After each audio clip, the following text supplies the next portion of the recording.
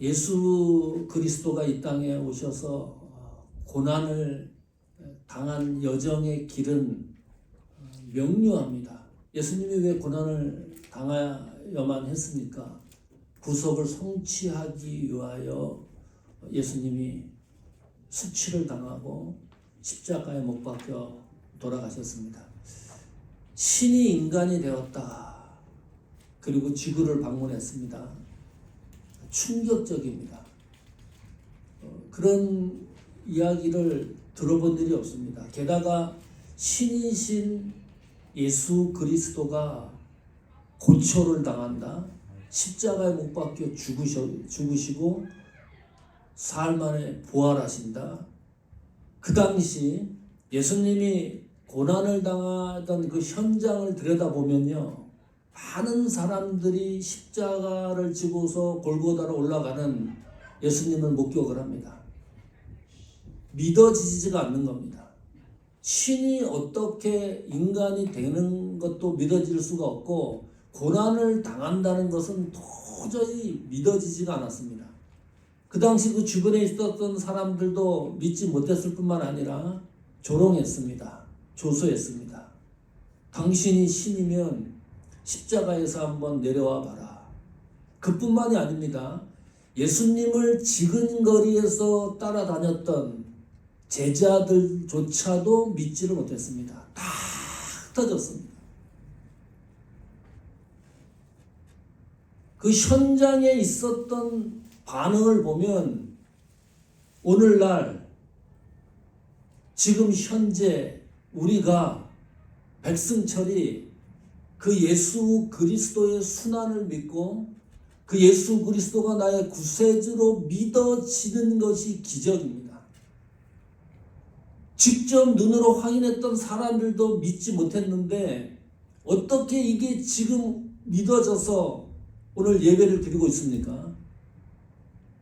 믿어지는 것이 그러므로 은혜입니다.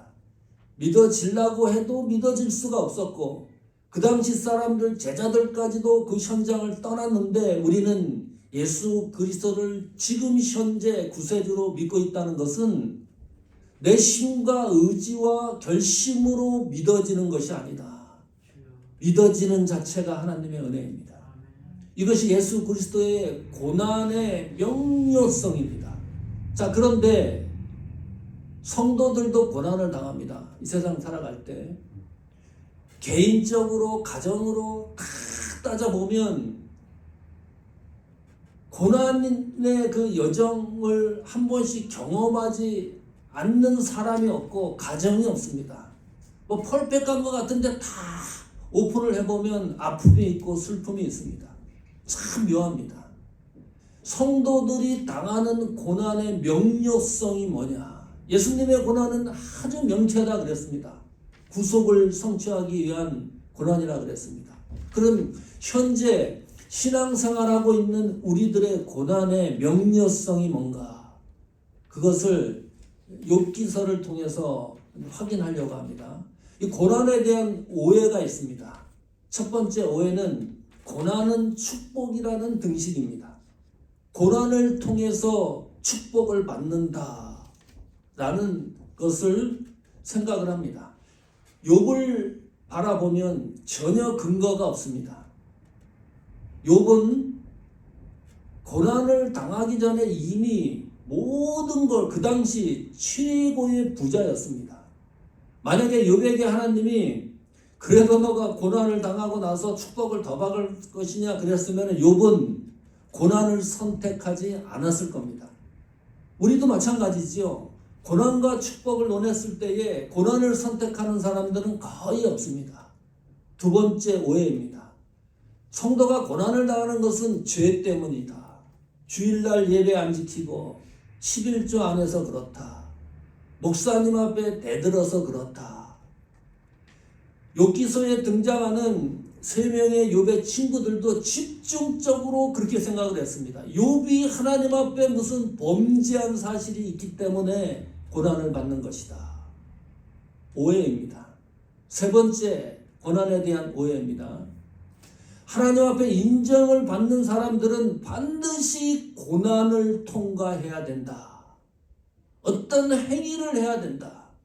그 가운데서도 고난을 최고 치러칩니다. 하나님이 우리를 하나님의 자녀로 인정했을 때 고난을 통과해야지만 하나님의 자녀로 인정을 합니까? 하나님의 자녀로 인정하는 것은 예수 그리스도의 보혈이 유일한 방법입니다. 고난에 대한 오해지요. 네 번째, 하나님이 사랑하는 사람에게는 고난이 있다. 제가 간혹 전화를 드리면 저희 아버지가 92세인데 전에는 그렇게 전화를 받지 않으셨는데 아들이래요. 어느 좀 생소하더라고. 네.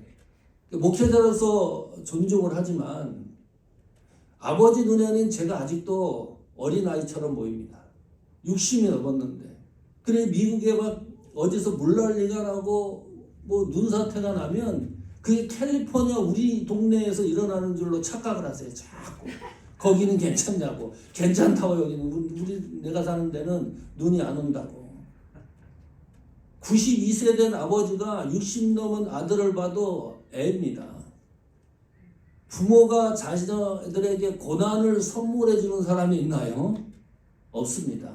하나님이 왜 성도들에게 고난을 사랑의 표현으로 주십니까? 고난에 대한 오해입니다.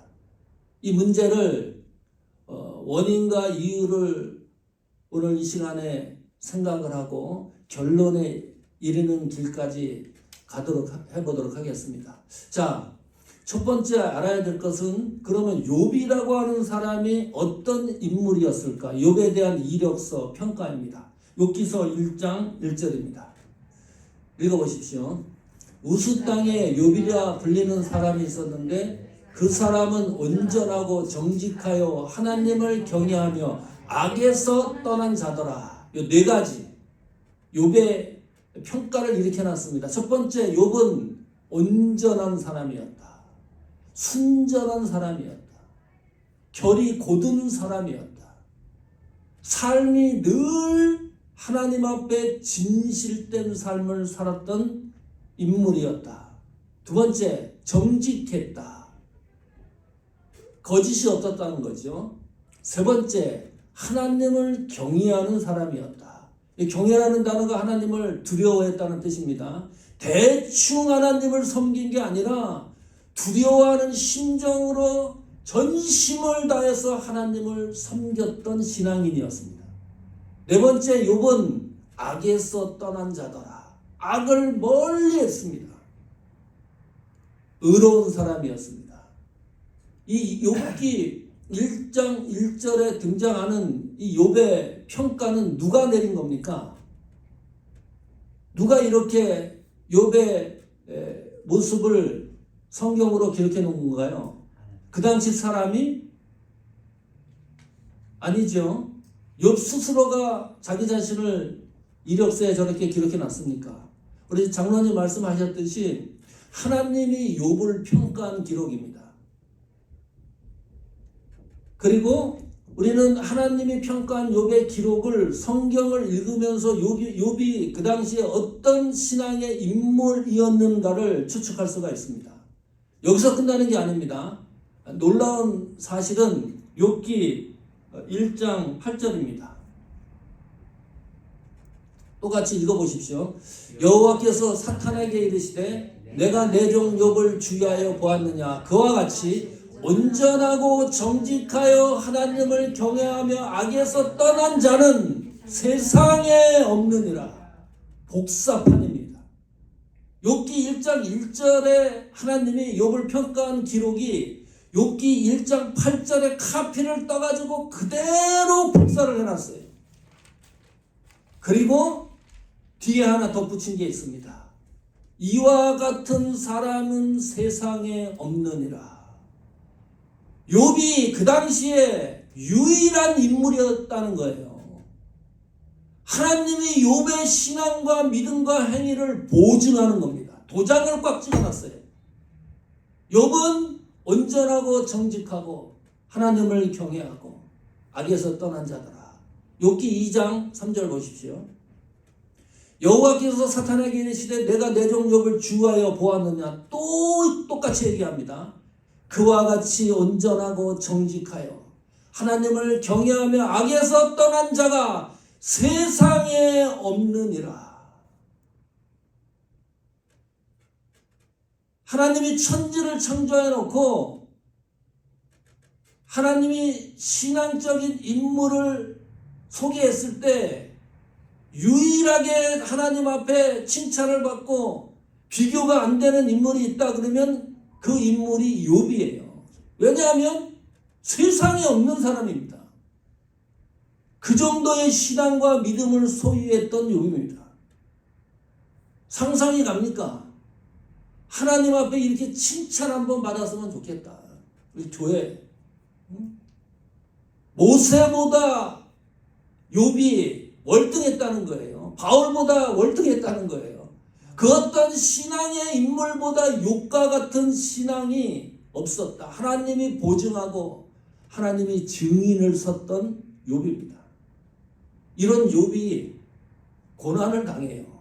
이 말이 되는 얘기입니까? 어느 정도 이게 맞아져야 우리가 이해를 하지요.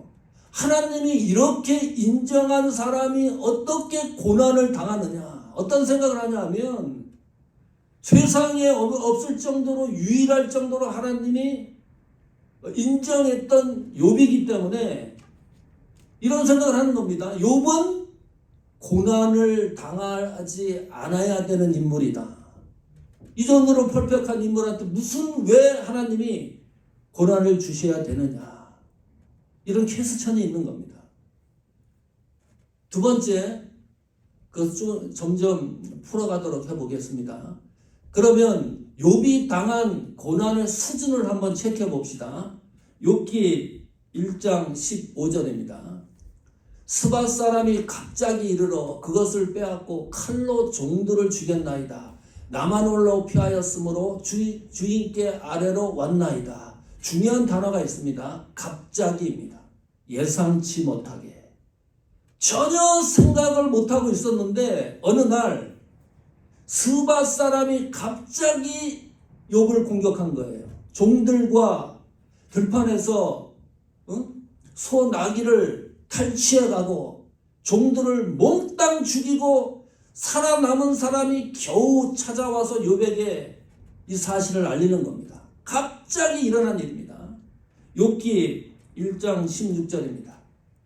그가 아직 말하는 동안에 가장 중요한 문장입니다. 또 한 사람이 와서 아뢰되 하나님의 불이 하늘에서 떨어져 양과 종들을 살라버렸다.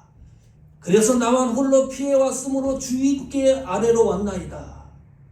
스밧 사람이 공격해 와가지고 고난이 시작이 되는데 그 문제가 해결이 안 되는 거예요. A가 해결이 안 됐는데 B가 또 터진 겁니다. 겹겹이 쌓이는 겁니다. 그가 아직 말하는 동안에. 이번에는요, 하늘에서 불이 내려요. 양과 종들을 죽여버렸습니다. 얼마나 부자입니까? 이 욥이. 당대 최고의 부자였습니다. 욥기 1장 17절 보십시오. 그가 아직 말하는 동안에. 왜 성경이 계속 이렇게 반복하는 건가요? 해결이 안 되는 겁니다. 문제가 생기면 해결이 돼야지. 해결이 돼야지 숨을 쉬잖아요. A가 해결이 안 됐는데 B가 또 일이 터지고 A와 B가 일이 해결이 안 됐는데 또 C가 일이 터진 거예요. 한 사람이 와서 또 이야기합니다.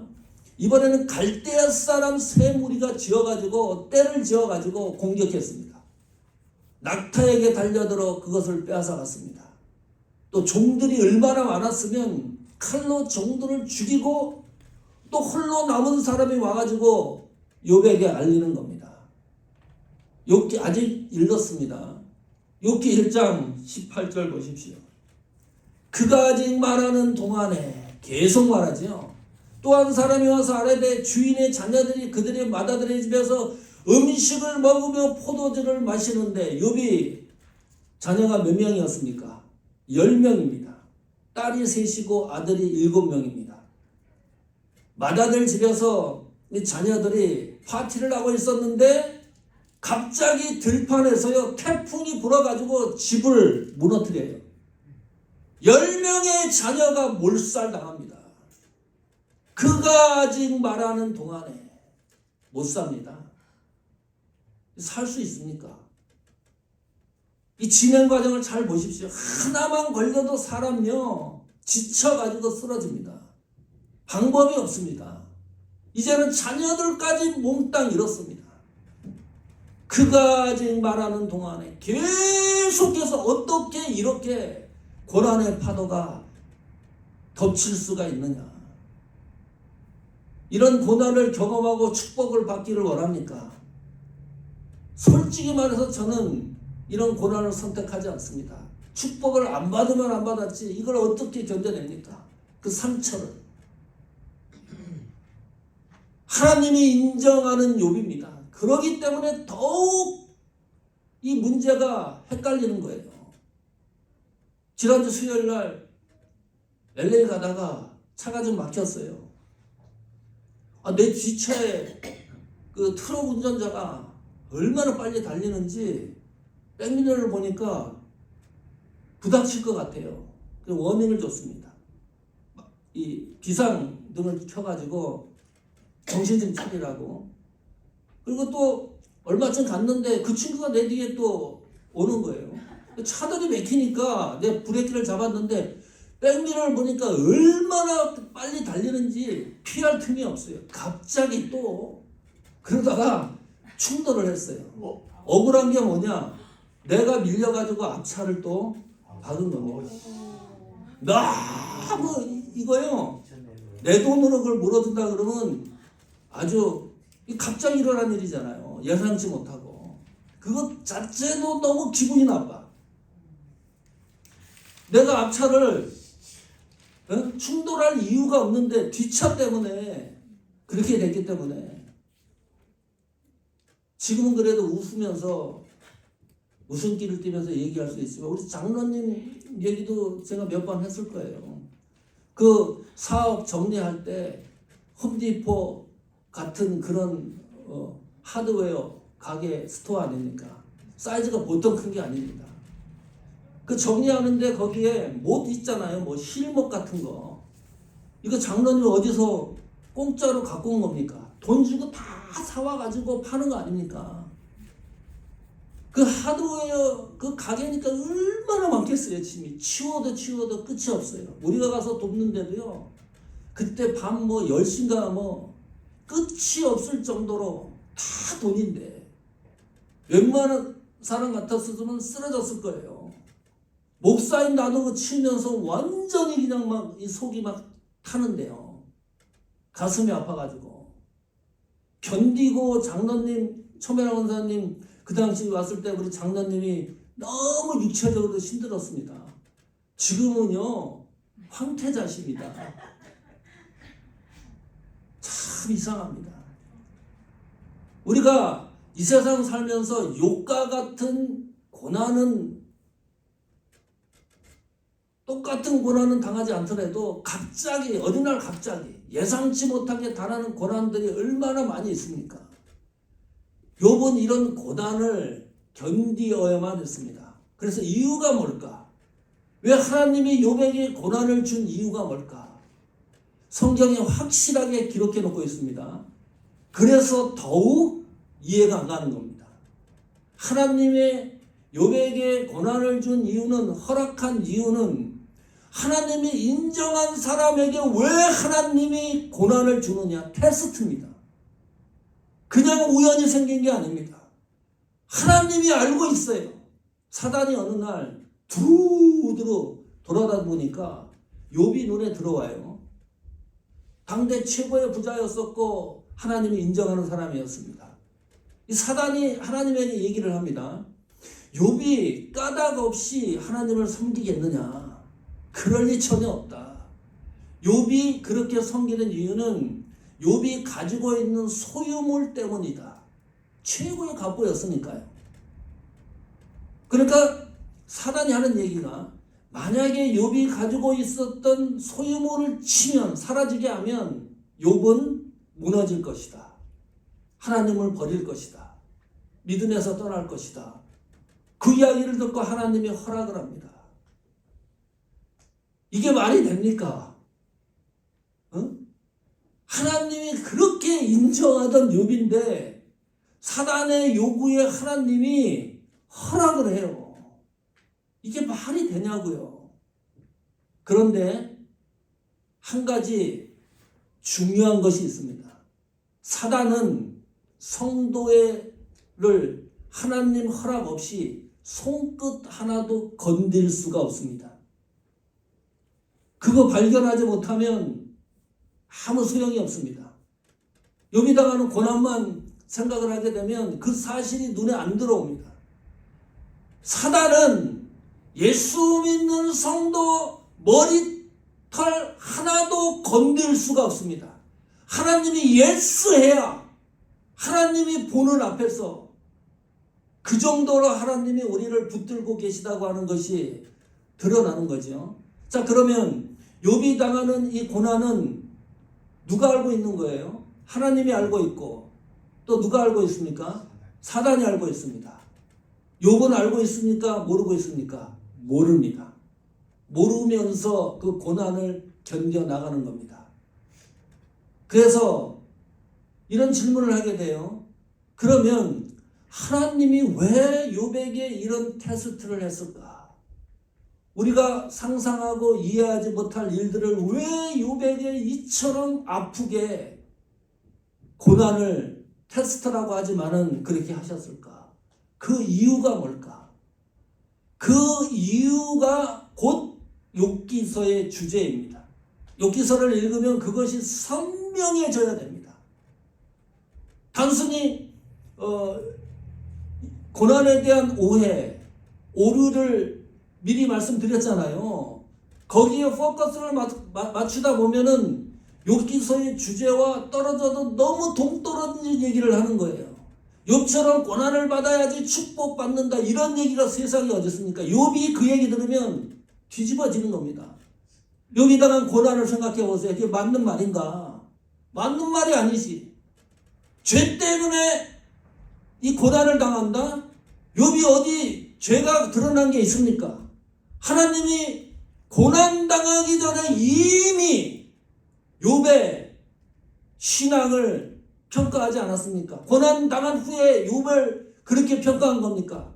고난 당하기 전에 이미 욥은 정직하고 온유하고 진실되고 하나님을 경외하고 악에서 떠난 사람이라고 성경이 분명하고 확실하게 진술하고 있지 않습니까? 어디 욥이 고난을 통과하고 난 후에 믿음이 그런 하나님의 평가를 받았다는 기록이 어디 있습니까? 응? 그 고난을 통과해야지 하나님이 인정했다는 내용이 어디 있습니까? 하나님이 먼저 인정을 해놓고 시작을 하고 있는데 욥기서가 동떨어지잖아요. 하나님이 욥을 테스트한 이유는 하나님의 위로를 성도들을 붙들고 계신다는 사실을 선포하기 위해서입니다. 하나님이 끝까지 성도들을 붙들고 있다고 하는 사실을 욥의 고난을 통해서 성도들에게 보여주시기 위함입니다. 욥기서를 끝까지 읽으면 이것이 발견이 안 되면 욥기서를 다시 읽어야 돼요. 그래서 욥기서 42장을 읽는 겁니다. 창세기보다 앞서는 기록이 욥기서입니다. 우리 가지고 있는 성경은 기록 순서대로 되어 있지 않습니다. 성경 신구약 66권 가장 먼저 기록된 것이 욥기서입니다. 하나님의 다급한 심정이 있어요. 아담과 하와가 범죄하지 않았습니까? 세상을 창조하고 나서 이 하나님의 택한 백성들이 이 세상을 살아가는데 얼마나 많은 고난과 아픔이 있습니까? 슬픔이 있고 아버지로서 그 마음을 이해하십니까? 그래서 욥기서를 통해서 그 하나님의 백성들이 이 세상을 살아가는데 지치고 힘들고 쓰러지고 고난당하고 환난당하는 일에 있어서 하나님이 이렇게 위로하신다. 그런 가운데서 하나님이 너를 붙들고 계신다. 항상 너와 동행한다는 사실을 욥의 고난을 통해서 선포하시기 위해서입니다. 이것이 눈에 선명해야 됩니다. 놓치는 경우가 많잖아요. 그렇게밖에 해석이 안 돼요. 그렇다면 욥이 고난의 과정을 겪으면서 선명해진 세 가지 요소가 있습니다. 그것이 욥기 42장에 등장합니다. 자, 욥기 42장 4절 보십시다. 읽어보십시오. 내가 말하겠사오니 주는 들으시고 내가 주께 묻겠사오니 주여 내게 알게 하옵소서. 잘 들으셔야 됩니다. 욥이 고난을 통과하고 난 후에 결정적으로 마무리 짓는 이것은 욥의 음성입니다. 그 고난의 터널을 지나고 나서 욥이 결론을 내리는 겁니다. 그 첫 번째가 주여 내게 알게 하옵소서. 무슨 말입니까? 이게 도대체 무슨 뜻입니까? 주여 내게 알게 하옵소서. 성도들이 당하는 고난은 하나님만이 내리는 결론이 있다. 하나님 그것을 나에게 알려주십시오.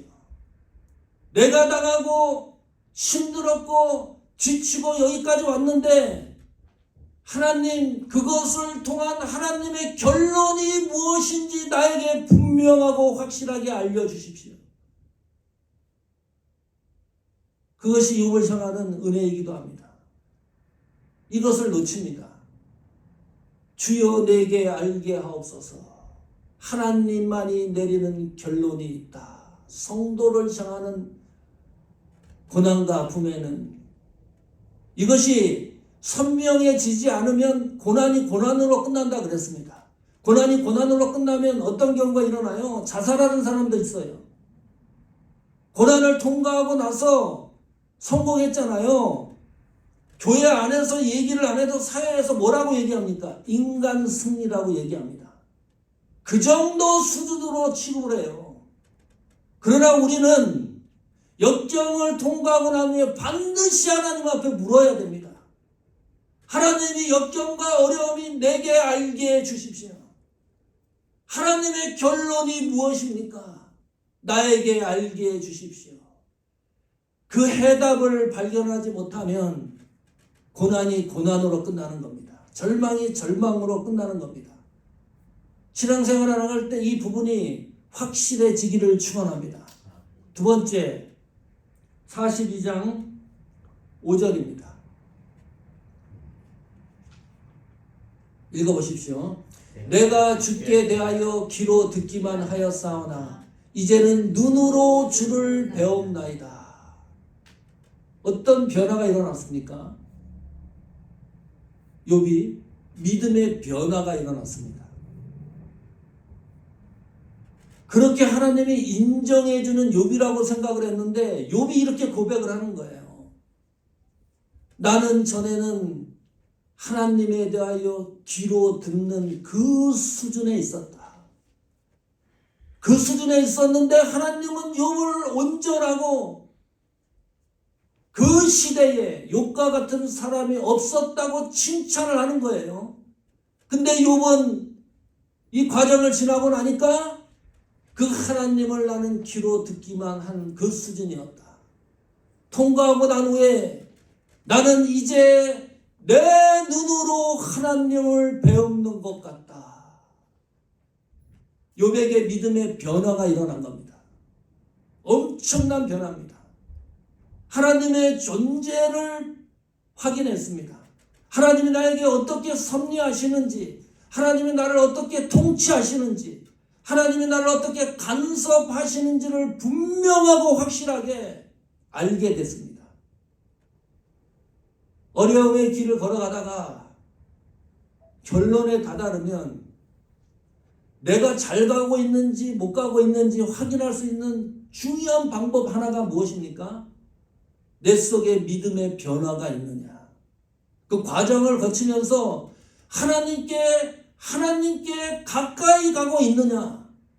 그렇다 그러면 고난과 어려움이 그렇게 슬픈 일이 아닙니다. 욥에게는 믿음의 변화가 있었습니다.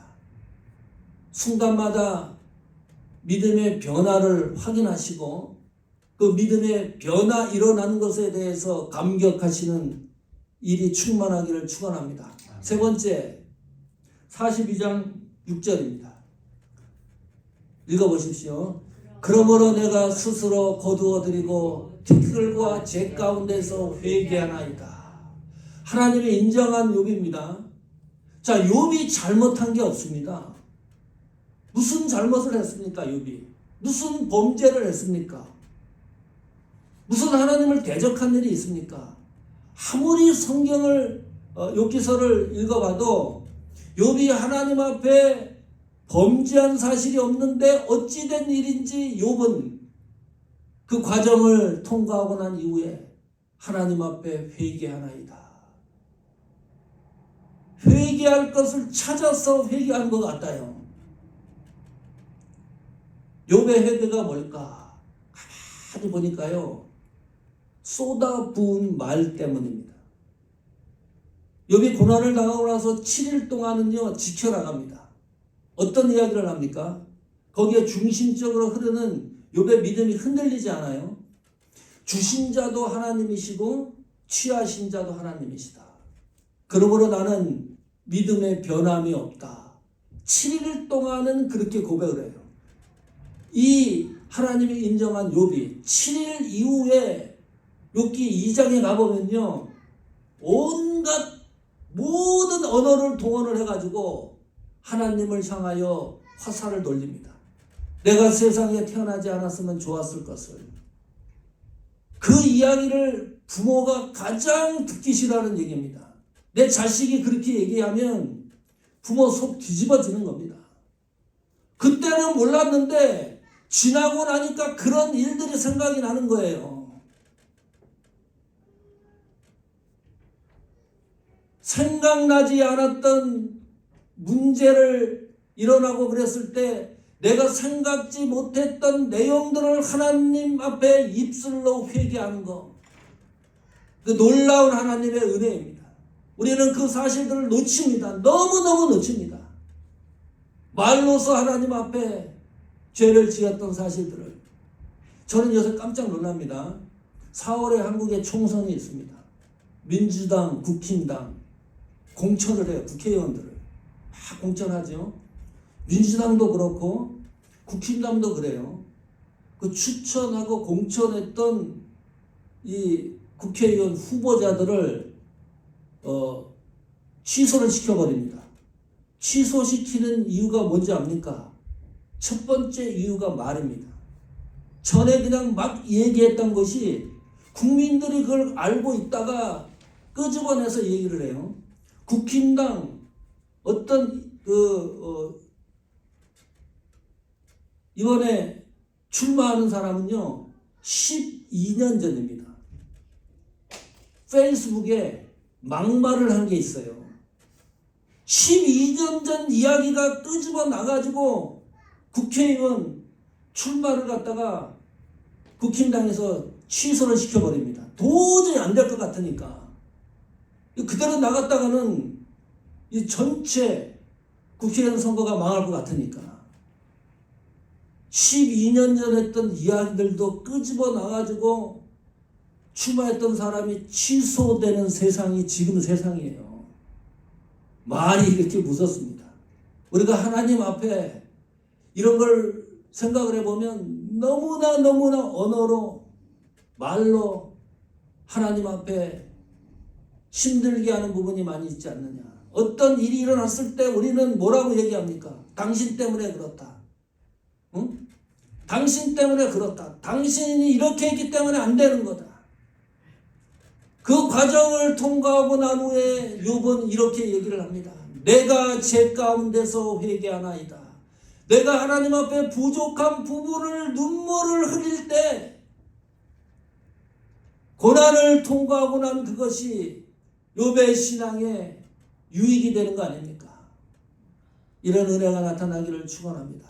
아멘. 성도 여러분, 우리가 신앙생활에 나가는데 고난을 당하고 십자가상에서 죽음으로 우리 인생이 끝나는 신앙의 여정이라 그러면 얼마나 비참한 인생입니까? 우리 신앙생활이, 믿음이 거기서 끝나요. 어떤 성도는 너무너무 힘들고 지치고 여러 가지 상황들을 만나고 넘어지고 쓰러지는데 십자가에 못 박혀 죽는 거기서 내 신앙이 믿음이 끝나는 성도들이 있습니다. 우리는 십자가의 고난을 죽음을 뛰어넘어서 부활의 광장으로 나가야 되지 않습니까? 역경이 있습니다. 지칠 때가 있습니다. 오늘 그 과정을 통과하고 난 이후에 욥이 고백한 것처럼 주여 내게 알게 하옵소서. 믿음의 변화가 있는지, 하나님 앞에 회개할 것이 무엇이 있는지 찾아서 회개하는 겁니다. 그래서 믿음의 진보가 더욱 튼튼해지고 부활하신 그 광장으로 들어가서 하늘나라 천성에 이르기까지 우리 걸음이 복되기를 예수님 이름으로 축원합니다.